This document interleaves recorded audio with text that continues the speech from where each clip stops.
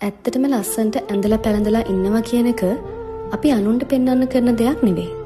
ඒක තමන්ට දෙන ආදරයක් වගේම ගෞරවයක්. උදේට ඇහැරිලා ලස්සනට පිළිවෙලකට ලෑස්ති වෙලා කණ්ණාඩි ඉස්සරහට ගියාම මේ දැනෙන පොඩි ගැම්ම මුළු දවසම සාර්ථක කරගන්න අපිට උදව් කරනවා. ලස්සනට ඉන්නවා කියන්නේ බ්‍රෑන්ඩඩ් පස්සේ දුවන එකවත් ෆැෂන් කරන්න තියෙන පිස්සුවක්වත් නෙවෙයි. ඒක අපේ පර්සනැලිටි එකට ගැලපෙන විදිහට අපි හැඩ ගැහෙනවා කියන එක. අපි ලස්සනට ඉන්න හදනකොට අපේ සිතුවිලි තිබේටම ලස්සන වෙනවා.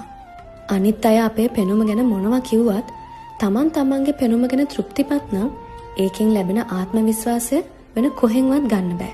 අපිව ලස්සනට බලා ගන්නකොට අපි කොහෙ ගියත් අපිට ගෞරවයක් පිළිගැනීමක් ඉබේටම ලැබෙනවා. අපිව ලස්සනට තියාගන්නවා කියන්නෙම අපේ self love journey එකේ අපි ලොකු කෑල්ලක් කම්ප්ලීට් කරනවා කියන එක. මොකද අපි අපේ පෙනුම ගැන උනන්දු වෙනවා